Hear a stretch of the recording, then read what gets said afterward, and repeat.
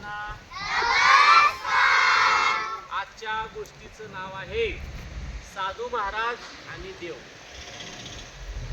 एक साधू महाराज असतात, त्यांची देवावरती खूप श्रद्धा असते, खूप विश्वास असतो आणि ते नित्य नियमाने दररोज त्या देवाची पूजा करत असतात.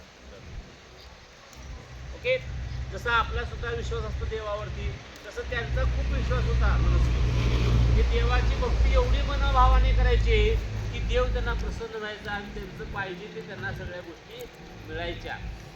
आपण सुद्धा आता गुरुवारचे व्रत, शुक्रवारचे काय काय काय करतो का नाही, आपल्या मनातल्या इच्छा पूर्ण व्हावेत.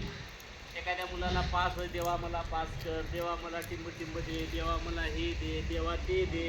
म्हणजे आपण देवळात गेलो की त्या देवाला एवढं काही मागतो की देव परेशान होतो आणि याला काय काय द्यायचं, याला एवढं मागणी घेऊन आले. कधीतरी देवळात गेले आणि मनाभावापासून फक्त पाया पडू आला असं होईल का हो? आपण काहीतरी मनात घेऊन जातो स्वार्थपणा आणि आपण देवाला ते मागत असतो. आणि देवाची आठवण कधी येते आपल्याला? संकटात आपण अडकलो मग देव येतो असो त्याला. ठीक आहे, साधू महाराज तसे नव्हते, त्यांची देवावरती इच्छा होती, श्रद्धा होती, खूप काही चांगलं चाललं होतं.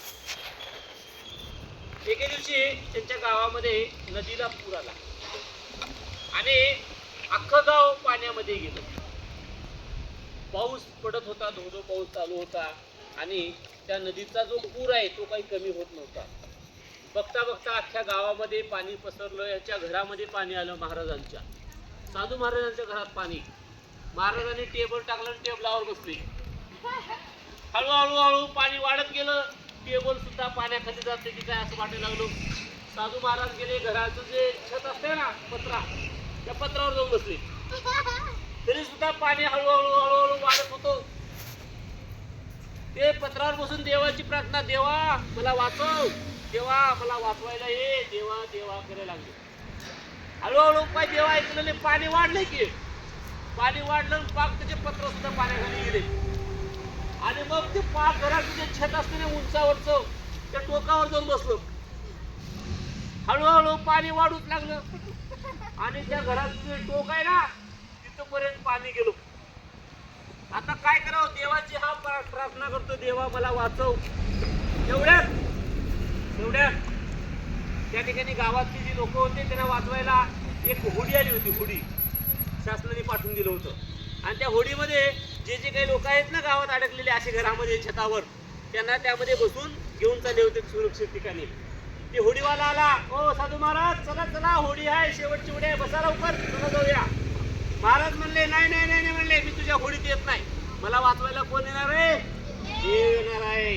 महाराज काही त्या होडीत बसले नाहीत. होडी गेली निघून.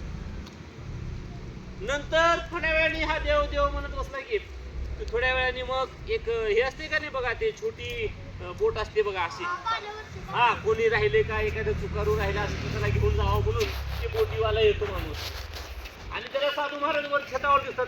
ओ महाराज चला चला चला. महाराज म्हणले जा तुझं तू, मी येत नाही, मला वाचवायला कोण येणार आहे? देव येणार आहे. देवावर माझी विश्वास आहे, मी देवाची भक्ती मनापासून करतो, देव आलंच पाहिजे. महाराज काही त्या बोटीमध्ये बसले नाहीत आणि मग ती बोट निघून गेली.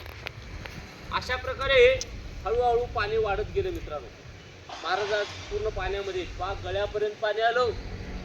आता महाराज वाचवा, देवा वाचव, तरी देव आला नाही. तेवढ्यात मग आकाशातून एक असा हेलिकॉप्टर आला. हेलिकॉप्टर चाललं होतं, कोण राहिले का पाण्यामध्ये. तेवढ्याचे महाराज दिसते, असं हात करायला लागले महाराज. ते हेलिकॉप्टरवाला खाली आला आणि म्हणतो अरे साधू महाराज आहे. ओ महाराज चला. महाराज म्हणले हेलिकॉप्टरवाला तुझा, मी येत नाही, मला वाचवायला कोण येणार आहे? हेलिकॉप्टरवाला म्हणला अरे बाबा मरशील, पाण्यात नाकात पाणी जाईल, तू मरशील, चल ना. तरी महाराज ऐकत नाही आणि मग हेलिकॉप्टरवाला गेला निघून. महाराज हळूहळू नाका तोंडात पाणी गेलं. महाराज पाण्यामध्ये बुडले, बुडून मेले. महाराज मरून गेले. साधू महाराज पाण्यात मेल्यानंतर महाराज गेले स्वर्गात. स्वर्गात गेल्यावर स्वर्गात कोण बसले होते? सगळे देव. आणि तिथे रागारागात गेले की देवाकडे. काय म्हणला देवा? असा असते वय म्हणला. ते का म्हणला तुझी आयुष्यभर मी पूजा केली, आयुष्यभर तुझी भक्ती केली, तुझ्या दररोज मी तुला पाणी पाजायचो, सगळीच सेवा करायची, आणि मला तू संकटात असताना वाचवायला आला नाहीस. देव म्हणते काही वेळ का खुळायस